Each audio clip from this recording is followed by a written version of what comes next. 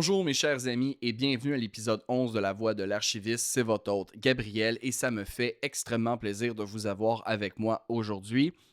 Mes amis, épisode spécial, épisode urgent. On vient briser, vous le remarquerez, le rythme habituel du podcast. On était censé se voir en mars pour le podcaston, mais il y a urgence. Il y a urgence et j'ai vraiment cherché, mes amis, comment ne pas commencer cet épisode en vous disant « l'heure est grave », mais j'ai pas vraiment d'autres mots, donc l'heure est grave. On vient de perdre une subvention super importante dans le milieu de l'archivistique. Le programme pour les collectivités du patrimoine documentaire n'est plus. C'est connu sous l'acronyme de PCPD. Cette subvention était une subvention importante dans le milieu archivistique. Et je vous vends un punch. Des subventions dans le milieu des archives, dans le milieu de la gestion documentaire, il y en a très peu. Et comment je l'ai appris, c'est ironique. J'étais à Montréal il y a de cela quelques semaines et on avait une rencontre avec l'engrenage, l'OBNL, pour laquelle je fais du bénévolat, et on cherchait une subvention. Et la première qui m'est venue en tête, c'est la PCPD. C'est une subvention que je connaissais, et quand je suis allé regarder pour me remémorer les modalités, je découvre un message. La PCPD est fermée définitivement. Bibliothèque et Archives Canada a mis fin à cette subvention, suivant essentiellement l'adoption du budget 2025 et l'examen exhaustif des dépenses. Donc, on vient de perdre une subvention super importante et ça l'a fait réagir le milieu. Avant qu'on aille sur le milieu, je veux juste vous mentionner que c'est pas tout. Il n'y a pas juste la subvention qu'on vient de perdre, on parle également d'une réduction des fonctions de l'accès à l'information et la protection des renseignements personnels. C'est une réduction de 13,6 millions. C'est très problématique et très alarmant parce que dans un monde où l'accès à l'information est très important et surtout les deux sont très importantes, mais la protection des renseignements personnels, j'ai envie de vous dire qu'avec un monde qui est de plus en plus numérique et qu'on a eu des fuites de données importantes, c'est pas super rassurant. Et l'identité numérique, une fois que c'est en ligne, c'est très difficile, voire impossible de limiter les dégâts. Une fois que c'est fait, il est souvent trop tard. Donc, c'est des nouvelles alarmantes pour le milieu de l'archivistique et de la gestion documentaire. Et ça l'a fait réagir sur les médias sociaux. Il y a des archivistes qui se sont prononcés sur la question. L'Association des archivistes du Québec et le Réseau des services d'archives du Québec ont fait une lettre conjointe qu'ils ont envoyée à l'honorable Marc Miller. Et essentiellement, l'association The Association of Canadian Archivists a aussi lancé un appel à l'action.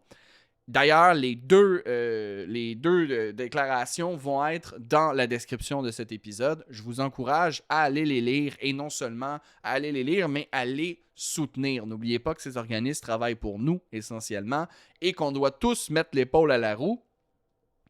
D'où la raison de cet épisode.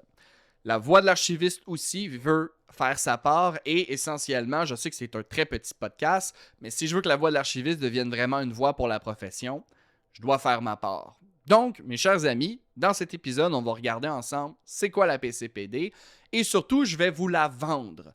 Parce que avec l'analyse du plan pour le budget et de certaines pages, c'est pas une analyse exhaustive du budget, je suis pas économiste pour 2 cents, je dois vous le dire, mais essentiellement, on va regarder ensemble le plan pour le budget et je vais vous vendre la PCPD parce qu'elle s'enligne parfaitement avec les objectifs du plan et du budget. La PCPD, mon objectif, c'est pas de vous la montrer comme étant une dépense, mais un investissement. Donc, accrochez-vous. Dans cet épisode de La Voix d'archiviste, on va regarder ça ensemble. Pour commencer, c'est quoi le programme pour les collectivités du patrimoine documentaire? C'était une subvention que donnait Bibliothèque et Archives Canada. Cette subvention n'est plus, comme j'ai mentionné, à cause du budget, l'adoption du budget 2025 et l'examen exhaustif des dépenses. L'objectif de la subvention PCPD, documenter l'histoire canadienne à travers notre patrimoine documentaire et de la diffuser. Je vais la répéter. Documenter l'histoire canadienne à travers notre patrimoine documentaire et de la diffuser.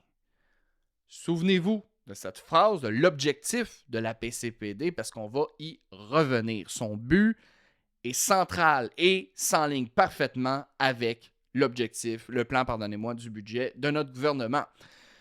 La PCPD a vu le jour en 2015, donc elle a existé durant 10 ans et elle versait environ 1,35 million de dollars chaque année. Donc, les OBNL, les organismes, pouvaient aller gruger une partie de cette subvention qui était conséquente. Et donc, j'ai vu deux chiffres, là, 15 et 16 millions en 10 ans à peu près.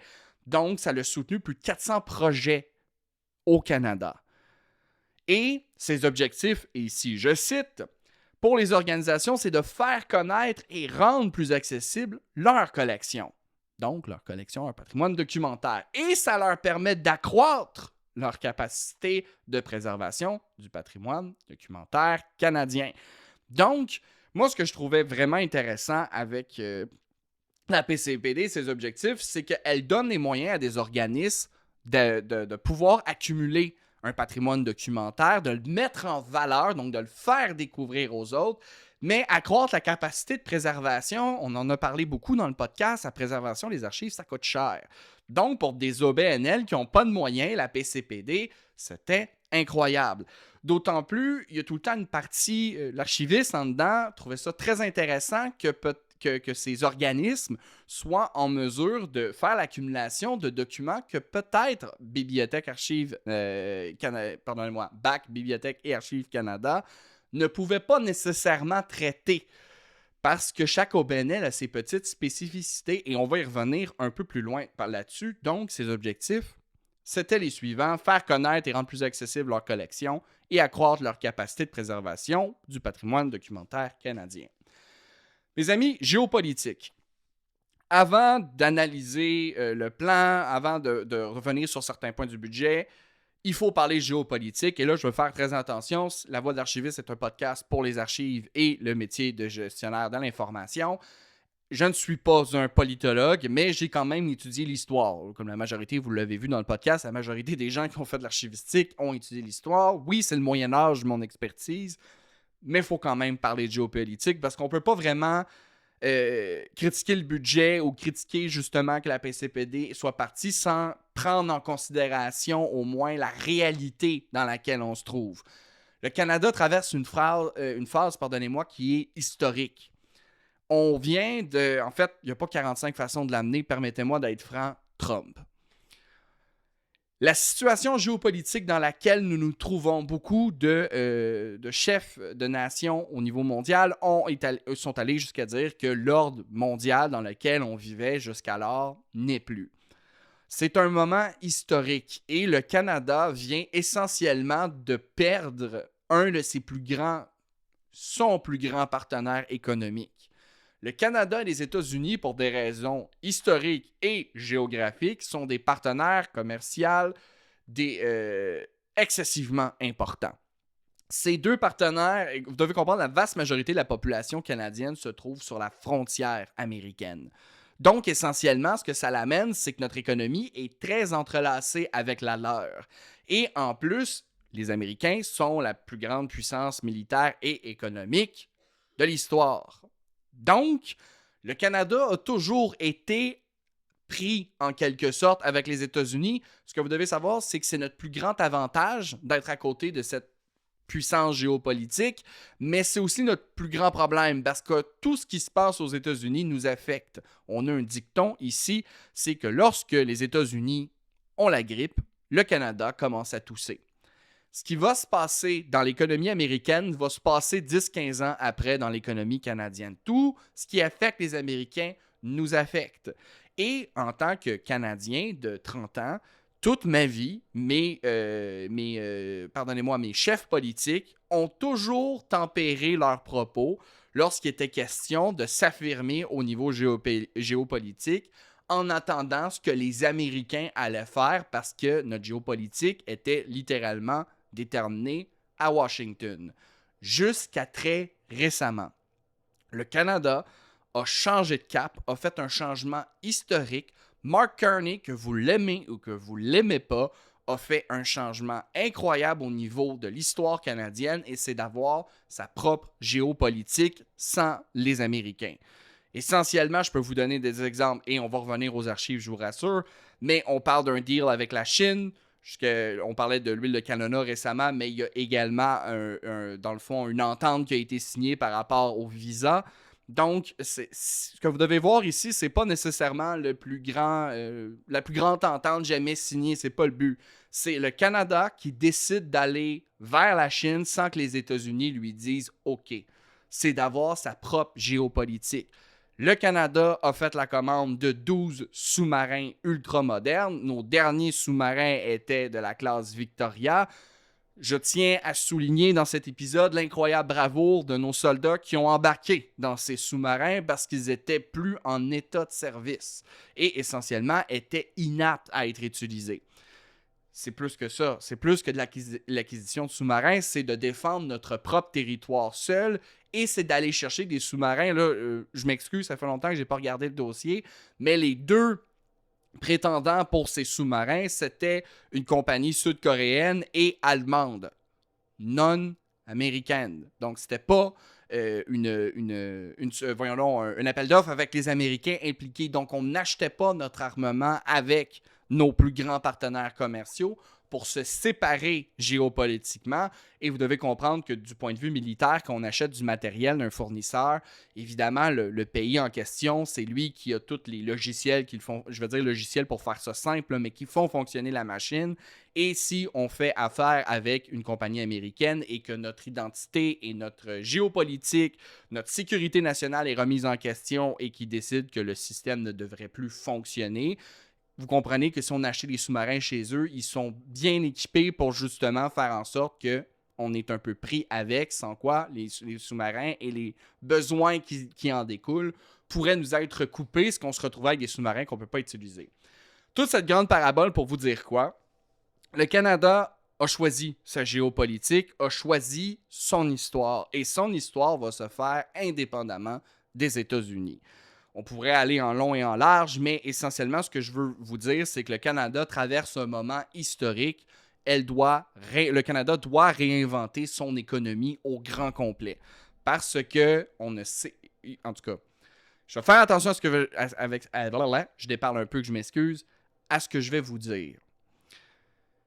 C'est historique, ce qui se passe, comme je vous l'ai mentionné, mais il y a ce que je vois sur les médias, des gens qui mentionnent, et probablement avec raison, que Donald Trump, un jour, il va partir. Et qu'essentiellement, quand Trump va partir, l'ordre mondial va redevenir comme avant. La personne qui a étudié en histoire doit vous prévenir que ce qui se passe en ce moment, c'est pas anodin. C'est un mot. On a un effritement de l'état de droit à travers le monde. Et ces mouvements-là vont pas disparaître magiquement. Cette radicalisation ne va pas s'évaporer par magie parce que Trump n'est plus. C'est des mouvements qui existent et qui vont continuer d'exister après Trump. Et je pense que c'est une très bonne chose que le Canada décide de sa propre géopolitique, qu'elle décide de prendre son destin en main, mais ça demande des transformations économiques phénoménales. La raison pourquoi je vous dis tout ça avant d'entrer de jeu, c'est que oui, moi, ça me fait vraiment quelque chose que la PCPD disparaisse. Je pense que c'est grave, que c'est problématique et que ça va même nous nuire dans ces objectifs que notre gouvernement s'est donnés. Mais ça serait vraiment un manque phénoménal d'intégrité intellectuelle de ne pas prendre en considération qu'on est en train de faire un 180 avec notre économie.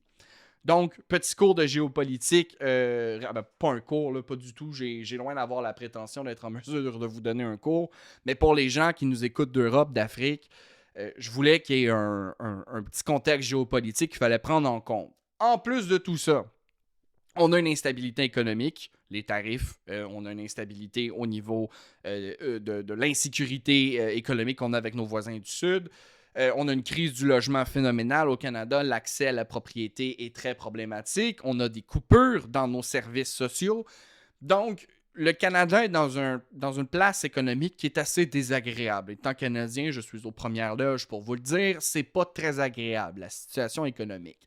Mais malgré tout ça, c'est avec la pleine conviction que je vais défendre la PCPD et de vous dire qu'elle s'enligne parfaitement avec nos objectifs et qu'on devrait investir là-dedans.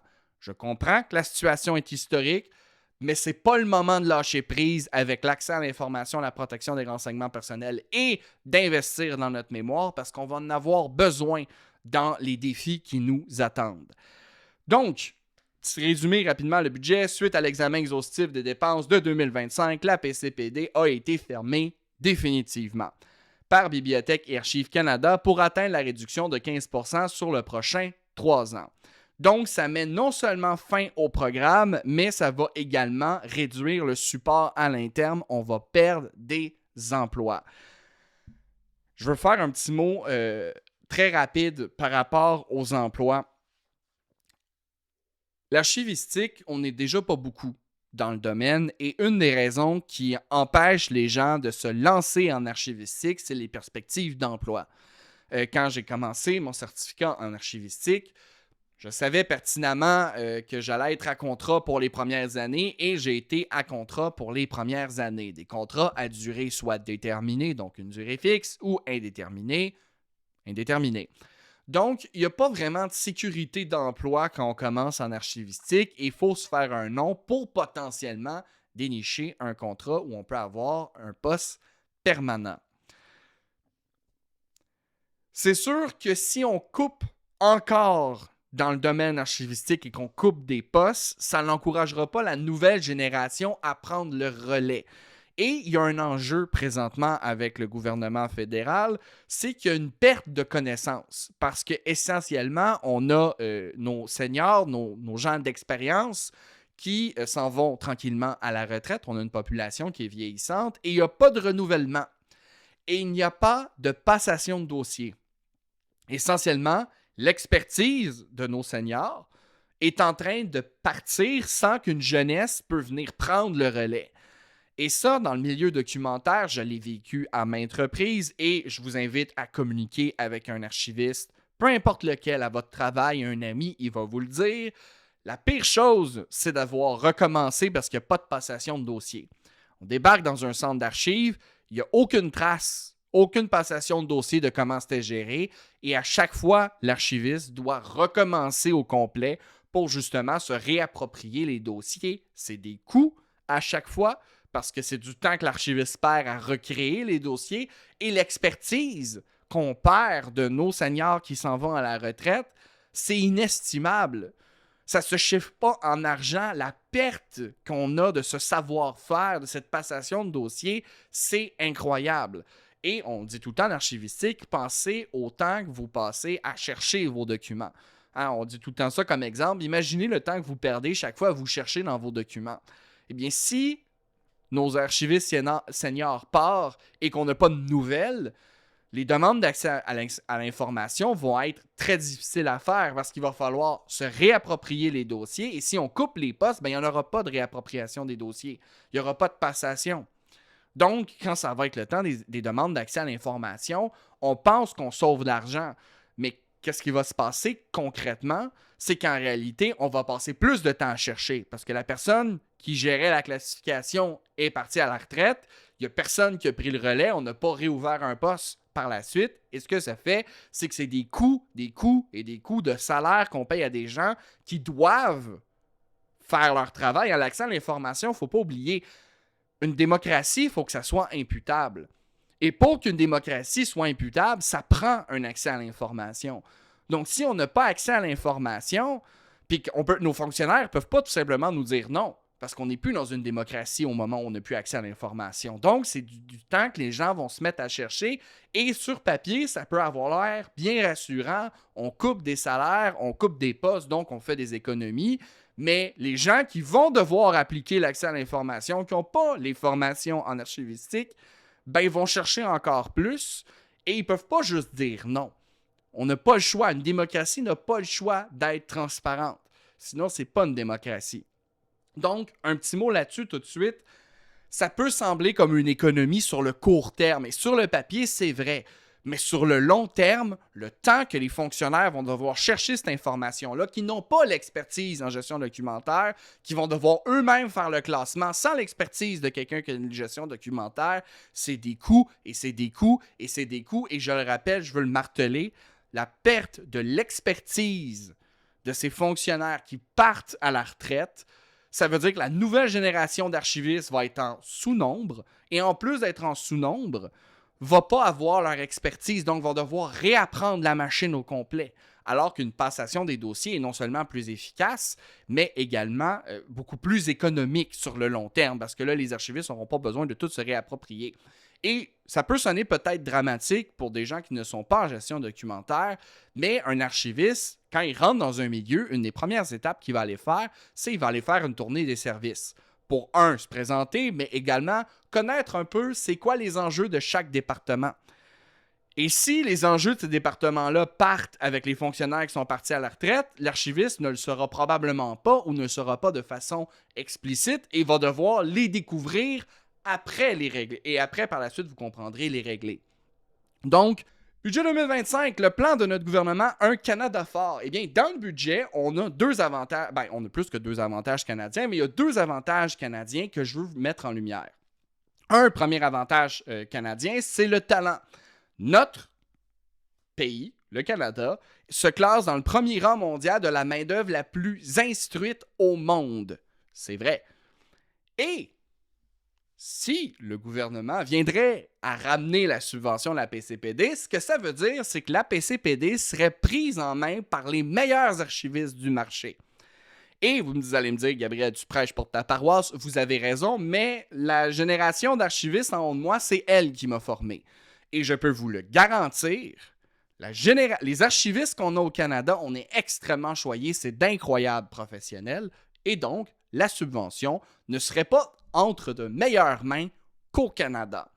De plus, j'en profite pour vous dire que cette main-d'œuvre instruite pour parler des enjeux au niveau fédéral, ces gens qui partent à la retraite, c'est des gens extrêmement instruits qui ont des connaissances à transmettre. Et la prochaine génération, si on a les postes pour et on veut avoir les postes pour, vont vouloir cette expertise aussi. Ça serait vraiment une grosse perte de perdre cette expertise-là et que finalement, il y a une espèce de trou qui se crée entre la prochaine génération de professionnels de la gestion documentaire qui vont venir remplir justement ces fonctions. Donc, vous avez les meilleurs éléments au Canada pour réussir en accès à l'information, en protection des renseignements personnels et en plus pour la PCPD. Vous avez les meilleurs éléments pour mener ces investissements-là à bon escient. Primauté du droit. En fait, c'est vrai, l'avantage canadien, c'est que le droit est mis de l'avant, c'est primaire, le droit au Canada, et les administrations gouvernementales doivent être transparentes. C'est notre avantage au Canada. On a des administrations transparentes. L'état de droit, regardez au monde dans le climat international dans lequel on vit, l'état de droit s'effrite. Mais au Canada, notre avantage, c'est qu'on croit en état de droit, on croit à la primauté du droit, et pour ce faire, ça prend une transparence. C'est écrit dans le plan du budget, on veut une transparence. On a besoin d'investissement dans l'accès à l'information et la protection des renseignements personnels. Si on veut un gouvernement transparent, ça veut dire qu'on a un gouvernement qui donne accès à l'information, un gouvernement qui est imputable. C'est primaire pour une démocratie. Si on coupe dans l'accès à l'information, ça va être difficile de répondre à cet objectif-là. On a besoin d'investissement dans ce domaine-là et je suis très fier d'être Canadien. Je suis très fier quand je regarde ce qui se passe dans le monde. Je ne vous dis pas que le Canada est parfait. Croyez-moi, le Canada est loin d'être parfait. Mais la primauté du droit ici est très importante. Et on ne veut pas sombrer dans ce qu'on voit dans d'autres régions du monde. Ça va nous prendre un accès à l'information. Et ça va prendre des investissements. Donc, investir dans l'accès à l'information, ça s'enligne parfaitement avec votre plan, au gouvernement ici je m'adresse, pour un Canada fort. Donc, un investissement qui est très important. Investir chez nous. La PCPD s'enligne parfaitement avec ça. La subvention de la PCPD permet à des OBNL canadiennes, je prends tout le temps l'exemple des OBNL parce que essentiellement c'est du milieu que je connais, mais ça permet justement d'investir chez nous. Ça crée premièrement des emplois. Ces genres de subventions-là permettent premièrement l'embauche de stagiaires, parfois l'embauche d'archivistes complets, parfois les deux. Parfois, un de ces projets-là peut se faire avec un archiviste qui va superviser un stagiaire. Fait que c'est pas juste d'investir dans des emplois, ça permet aux générations d'archivistes de passer le savoir aux nouveaux archivistes. Donc, c'est investir chez nous, l'achat de matériel. Permettez-moi. Toutes mes excuses en passant. Boîte sans acide, achetée à Carl McLean. une compagnie canadienne qui vend des produits justement spécialisés pour, entre autres, l'archivistique. Donc, ces achats-là, avec cette subvention, on peut acheter canadien. Et il y a un réel désir d'aller justement soutenir nos entreprises ici. Ben ça, c'est de l'argent qu'on réinvestit ici. Ça, c'est hyper important et ça crée des événements. N'oubliez pas que l'objectif de la PCPD, c'est la diffusion. La diffusion, ça crée des événements. Des événements, ça crée justement des événements où on va créer avec nos archives. Et ça peut amener d'autres projets. Des archives peuvent être achetées pour justement tourner dans un film, dans des projets, j'allais dire filmiques, pardonnez-moi, des projets avec différents médias. Donc, ça peut générer d'autres revenus par la suite après la PCPD. Parce qu'une fois qu'on les met en valeur, ces archives-là, ben, ça va attirer des gens. Et ça peut attirer des investisseurs pour des projets au niveau des médias, par exemple. C'est un exemple qui est assez facile. Donc, ne sous-estimez pas que l'investissement de la subvention, c'est pas juste de l'argent qu'on met pour la préservation. Il y a aussi la diffusion qui est mise de l'avant. Et la diffusion, elle, c'est de faire connaître notre patrimoine documentaire, notre identité canadienne, et elle va générer par la suite, dans un effet bénéfique, d'autres revenus. Maintenant, l'identité, le noyau de cet épisode. Je vais commencer avec une citation à la page 9 du plan, ouverture des guillemets. « Nous serons unis par notre solidarité ancrée dans notre identité, notre histoire et notre géographie unique. En protégeant notre culture, notre nature, nos langues officielles et nos valeurs fondamentales. » Premièrement, wow! En tant que Canadien, wow! Et en tant qu'archiviste qui étudie en histoire, wow! Oui, on veut réaffirmer notre identité, notre histoire. Une histoire très singulière au Canada. 3 peuples fondateurs qui se sont fait, disons les mots comme ils sont, fait la guerre pendant très longtemps. Et notre culture est un résultat de ces conflits, de ces échanges et de ces mariages. Nous sommes une culture singulière. Et en plus, on a évidemment une géographie qui est très unique. On est dans un climat très nordique et ça l'a forgé notre identité également. Protéger notre culture, oui, absolument. Notre nature, tout à fait. On a de très beaux paysages au Canada. Nos langues officielles. Je suis extrêmement chanceux de parler 2 langues, de parler français et anglais. Et en grandissant, je me suis rendu compte que c'est vraiment une chance qu'on a au Canada de parler 2 langues. C'est pas la norme partout. Et c'est un atout phénoménal. D'autant plus, je dois le mentionner, que de parler en anglais en Amérique du Nord, c'est obligatoire. Mais ça m'a permis également de dénicher des emplois, de découvrir une culture essentiellement. C'est une richesse phénoménale. Et apprendre l'anglais me poussait à apprendre d'autres langues. J'apprends à mes temps libres un peu l'islandais. J'ai fait du latin à l'université, de l'ancien français, un peu d'allemand. C'est vraiment une richesse qu'on a au Canada d'avoir 2 langues officielles et évidemment nos valeurs fondamentales. Mes chers amis, l'identité et l'histoire, ça passe par la mémoire. On n'a pas le choix. Une identité, une mémoire, l'identité et l'histoire, ça passe par la mémoire de façon obligatoire. Donc, il faut investir dans la mémoire. Et la mémoire, c'est le patrimoine documentaire, c'est les archives. Donc, si on veut vraiment ancrer notre solidarité dans notre identité et notre histoire, il va falloir qu'on investisse dans les archives. On n'a pas le choix.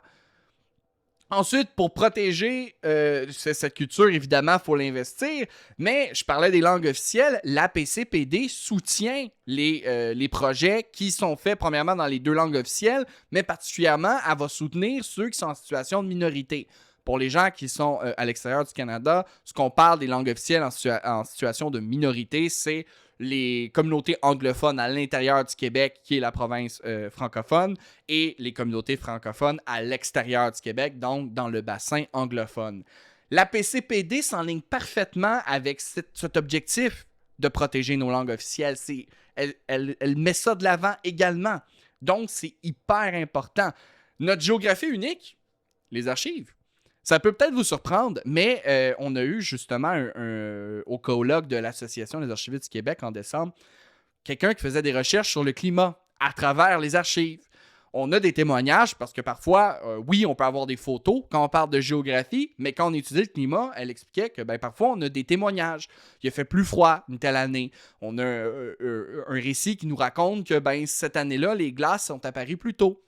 Donc, dans notre géographie unique, dans notre climat, les archives vont faire un rôle essentiel. Dans un premier temps, oui, ce qui est peut-être un peu plus évident, tout ce qui est visuel, mais d'autant plus, même les documents écrits peuvent nous donner l'information sur notre climat et notre géographie. Donc, investir dans les archives, c'est investir aussi dans la connaissance de notre géographie et dans la valorisation de cette géographie unique.